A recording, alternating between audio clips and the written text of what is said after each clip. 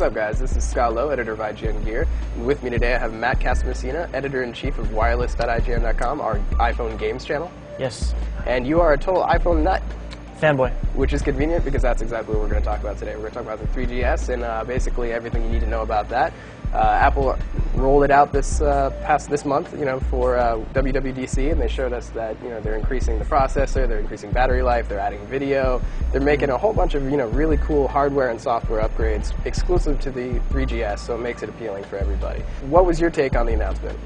I thought it was pretty good, kind of a just enough announcement. It wasn't mind-blowing, but you did get the speed increase, which is cool. You got the digital compass, which is whatever. I'll take it.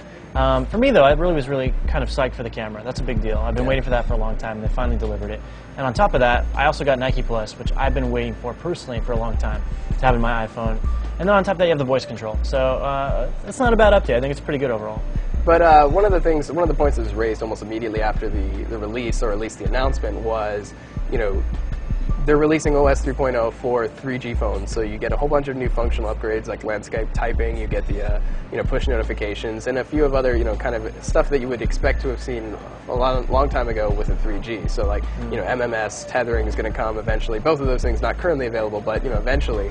If they offer so much for that in terms of the functional side for software, what really kind of makes it compelling for the new customers for the 3GS? There's so many people now these days that are just really into mobile uploading, whether it's images or video or whatever. So that's a big deal if you're a new customer. If you want to just take your phone and upload some video on the go, that's a huge selling point.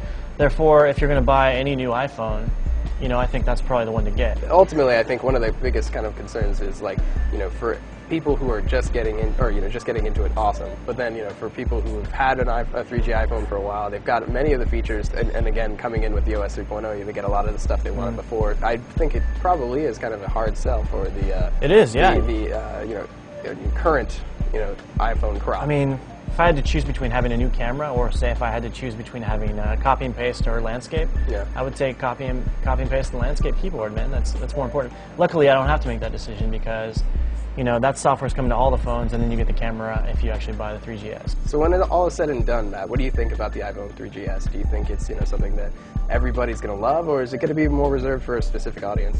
Well, it's an Apple product, so first of all, yes, everyone will love it. If I'm making a recommendation, I would say for $4.99, skip it. So if you're stuck with that deal, don't do that. Don't support AT&T and that junk. On the other hand, if you can get it for $2.99, I do think it is a worthwhile upgrade because the camera's cool.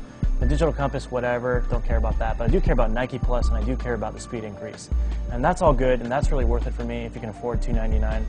I think it's a good deal, and it's the next step in the evolution of the iPhone line. What do you think about it? From a purely logistical standpoint, I think it's, for new and, kind of existing iPhone users who've had their contract for a while, there are some appealing points to it. But if you are that person who's kind of only a year and a half or so into their contract, or just a little over a year, that price point from AT&T makes it really hard to convince the user to do it. I mean, there's definitely a super awesome increase in the speed. There's the battery increase. There's the video support.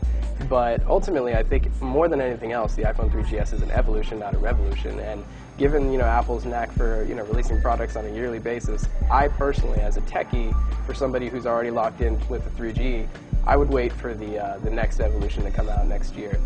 Ultimately, though, I think if you're a new customer and you want to get into it, and you're either stuck at the original iPhone, or if you just kind of always been thinking about getting one, now's the time. This is a pretty sweet unit to check out.